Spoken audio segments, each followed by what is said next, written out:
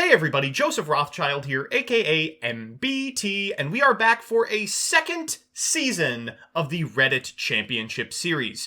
For those of you who are unfamiliar with the first, myself and a whole slew of YugiTube content creators that I blackmailed into appearing on the channel commentated a great tournament that unfortunately was locked into deck lists on the first week of Secret Slayer's release. Our finals included some misbuilt, we'll say, Eldritch variants, but we are back with a group of individuals who have made decks that are not only interesting and innovative, they are also piloted well and built excellently. I could not be more excited to be commentating another series of this tournament, nor could I be more excited to be doing so alongside my good friend, Sir Emanon. How are you doing today? I am doing spectacularly. Thank you for having me. I know that this period in American history is quite frightening, and it really does mean a lot that we are able to share things like this card game we all know and love together, a much-needed bit of levity in a world that can be very uncaring a lot of the time. As you can see on the screen right now, there are a ton of decks represented in the second season of the Reddit Championship Series. We've got Synchro Eldritch with Alka-Fibrax on the throne. We've got Adamancipator, Salamane Great, Cyber Dragon, a ton of Pendulum, as well as some decks that we got to see last round, Madolche and Generator represented. If you haven't seen the first round of the Reddit Championship Series Season 2, please check out Sir Emanon's channel. About half of the replays are going up on there as well. Indeed, and we have quite a variety of decks coming up for you guys in the upcoming rounds, so be sure to stay tuned. We are going to try our best to not feature Adamancipator and Eldritch every single round, or at the very least until it is absolutely necessary in the later stages of the tournament. But yeah, we're here just to showcase off the creativity and just the shenanigans that people are going to come up with, hopefully. And today we've got two such shenanigans. The first of which is the very smallest sliver on this pie chart. Plunder Patroll, represented at 6 decks. We've got a spicy deck and a spicy pilot playing against what would you call this other deck? I guess we are going to call it something along the lines of Sekka Striker Fibrax Turbo. And it's probably the best way we can describe this deck. It is. Boy, it's a pile. It is far and away one of the worst decks I've ever seen piloted by someone who will not surprise you at all. So without further ado, let us jump in to the second round of the second Reddit Championship Series and get off to the races. So, Nerd Factor.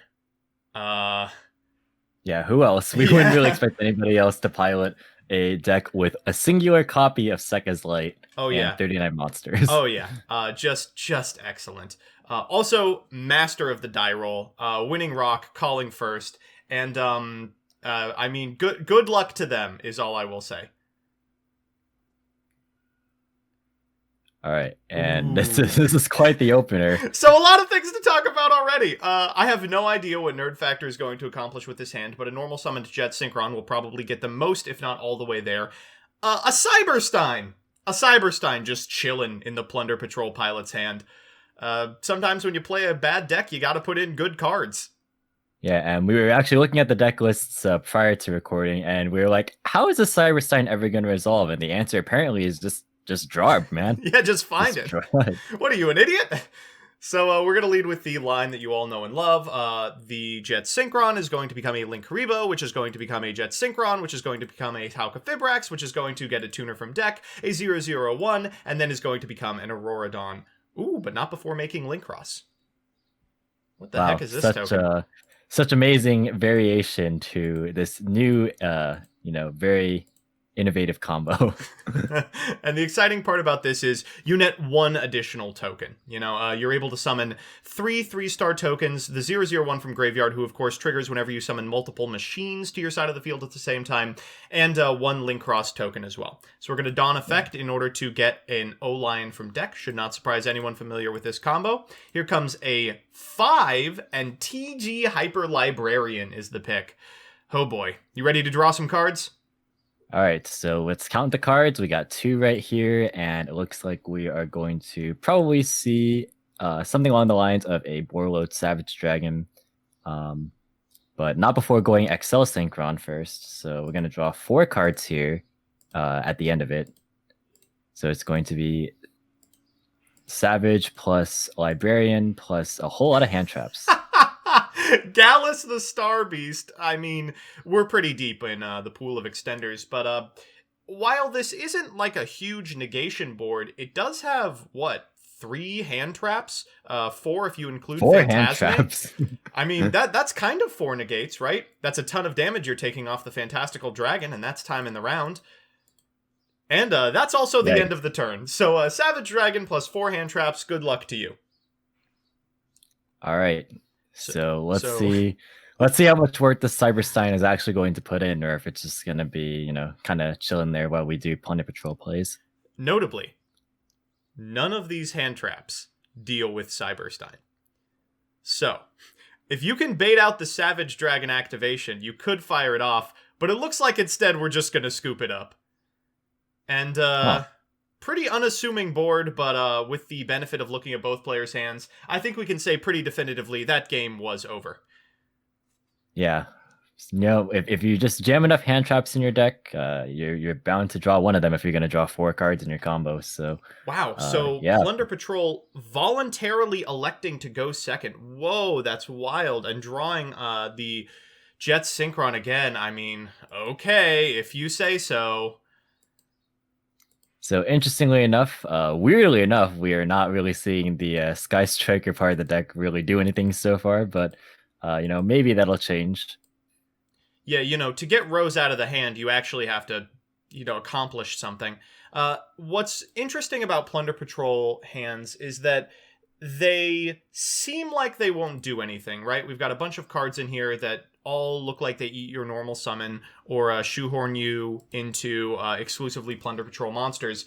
But in actuality, if all the nerd factor ends on is a couple of Effect Veilers and a Savage Dragon, this hand can tear that board apart easily. Drawing a couple of cards here, and Ray and Gizmek are cool extenders, but don't do anything in terms of disruption. Ash Blossom off the top. Well, if you draw 4 cards, I guess eventually you'll find something. All right, so we are once again sitting at a hand of 7 cards, and we have to discard at the end phase a copy of Gizmek to not lose out to hand size limits. So that's a pretty good one. Oh, and just 1 turn too late on the Gizmek Uka to get the, I assume the barrier statue of the Torrent out of the deck. The water barrier statue would have stopped pretty much all of this, because I don't really think that there was much of a contingency or an insurance plan for Nerd Factor's build in particular. So drawn too late here, unfortunately. Well, for what it's worth, this is not the end of the world. Shipyard will eat an Ash, most likely, but you've got multiple search outlets over the course of the turn. Normaling this copy of Whitebeard is fantastic, because you can then special summon a copy of Bluebeard. Looks like we are going to go for that.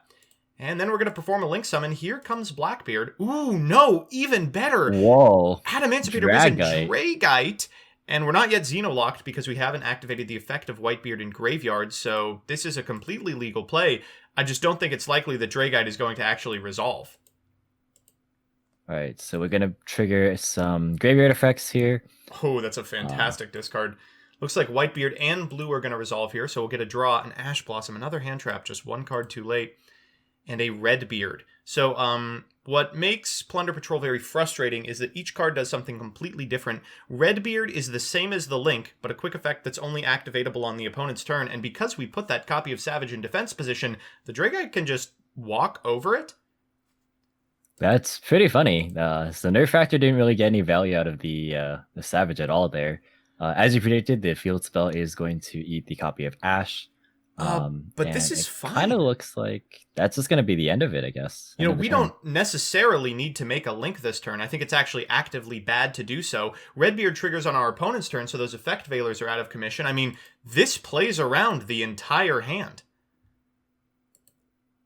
All right, so let's see what the follow-up plays look like for Nerd Factor, because we only have 6 cards remaining in our extra decks, so those have to be pretty good at cracking through the rest of the board. All right, so it looks like we're or they could just be Gizmek fodder.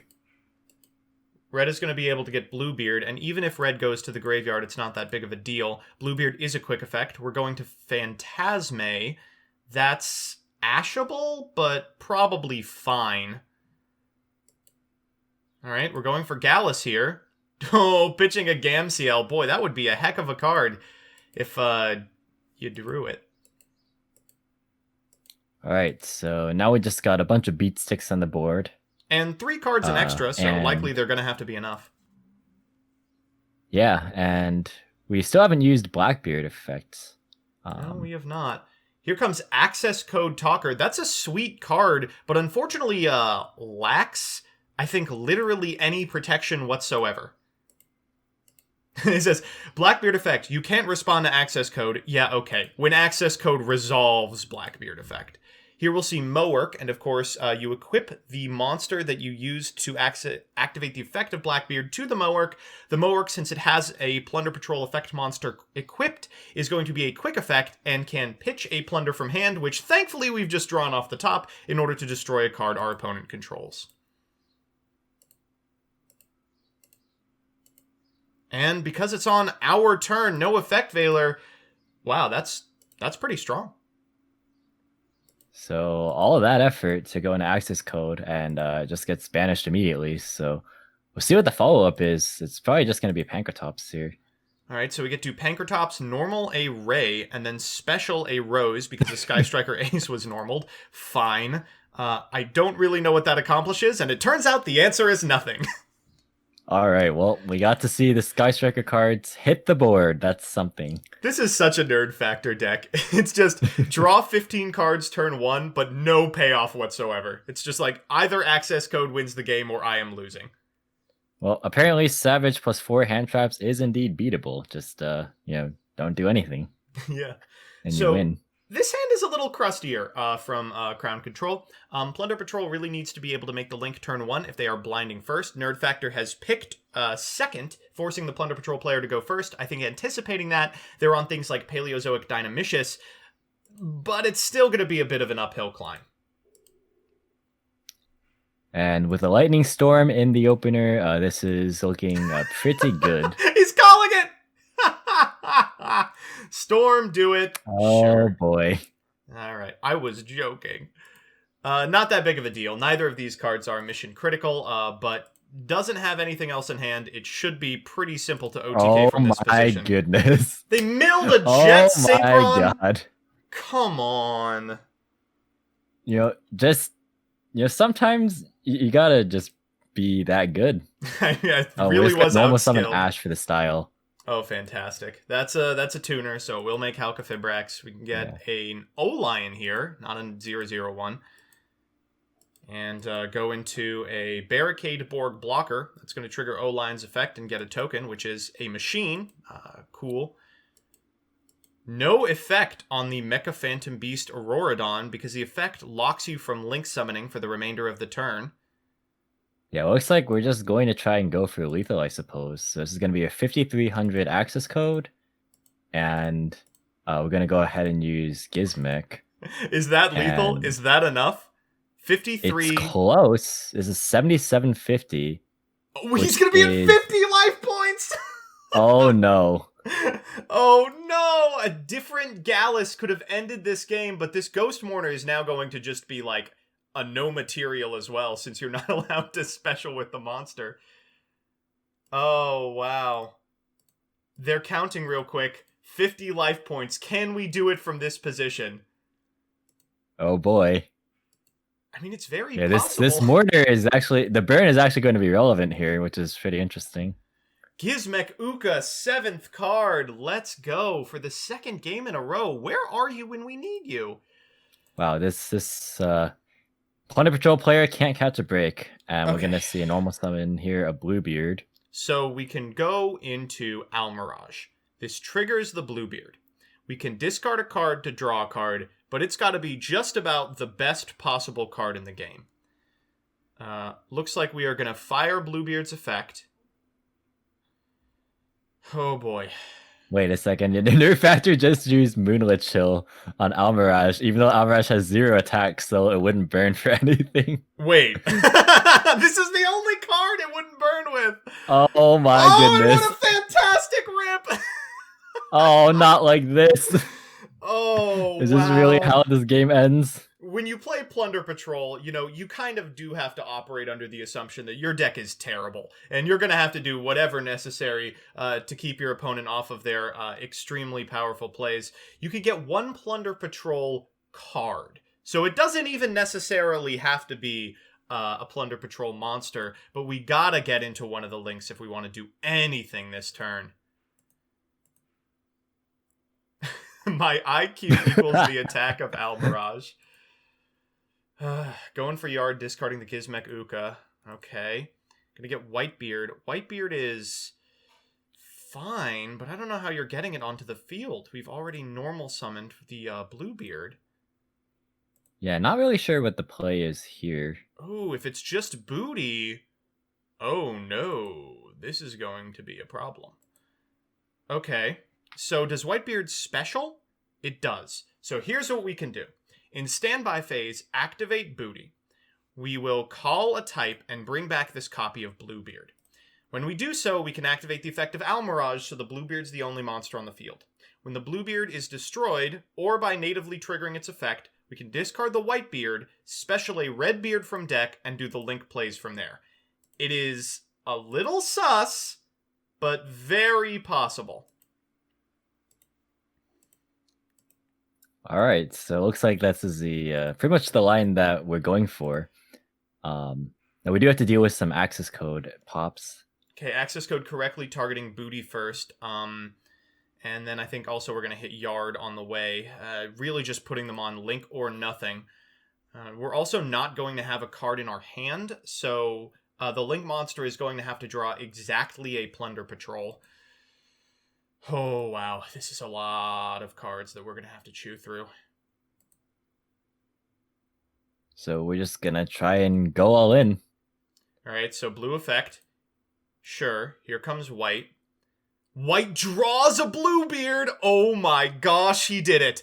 Whitebeard effect specials. We can get Redbeard. We can use Redbeard if there's a water anywhere, and Halka Fibrax does fulfill that condition. We get to go into Blackbeard. Oh, we get to use Blackbeard to go into Moark. Oh my god, I can't believe it. Oh my goodness. There is no way. It's really gonna happen. We drew a Redbeard. Oh, wow. Wow, we actually live. We are living. Is there an 8 that deals burn damage? I am struggling to think of one. I don't think he plays any, so yikes. This is gonna be another turn. Oh my god, how do you lose from this position? We can go into Crystron Halka Fibrax, we're getting a Jet Synchron. Potentially you can get rid of the Moark, but a Redbeard plus a Plunder Patrol Shipyard is probably enough to win on its own? Oh my gosh. Alright, going through extra deck plays now. Jet Synchron plus a token for Formula, I believe. We're going to try and draw some hand traps. The Formula plus... Oh, we are on Metal Marcher. That was the one remaining card that we didn't see last game. Bringing back Olion. Alright, so the play is to just draw another Moonlit Chill. Oh, no.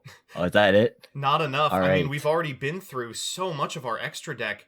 And Barrier Statue of the Torrent just super late. The draws, not with them, but the plays certainly are. Well, I cannot believe that we are still alive. This is insane. Leading with Moark, we get to banish this copy of Gizmek Orochi. That's fantastic news. We get to add a booty to hand. Booty turns on the remainder of the deck and the remainder of our plays for following turns.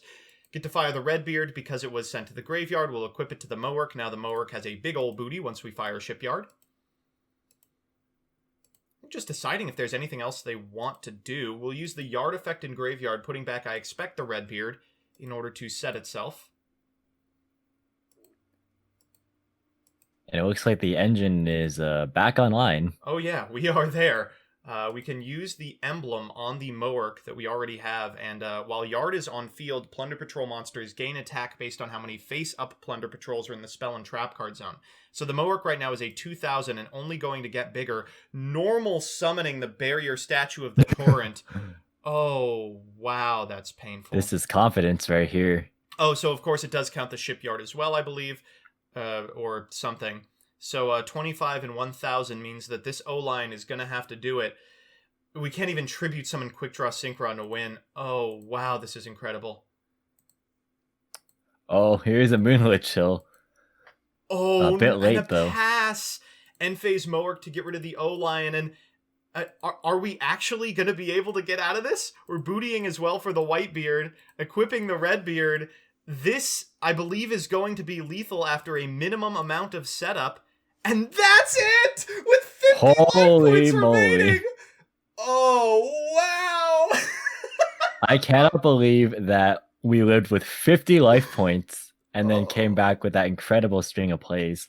That one card was actually enough to get him into the game. That was some absolute heart of the cards nonsense. Like, exactly that play, exactly that chain of draws, and Nerd Factor had to have exactly 0 extenders or ways to meaningfully interact. Oh. Yeah, Moark just carried the entire game there. Moark putting in Mo work. Guys, that is going to be it for the second round of the second Reddit Championship Series. If you are interested in seeing the third one play out, again, please subscribe to Sir Emanon's channel. There will be a link in the description, as well as a link to the ongoing Redician saga of these matches. Let me know in the comments what you would like to see us try and field for the third round of this tournament. But Sir Emanon and I will see you in the next one otherwise. All right, take care, everyone.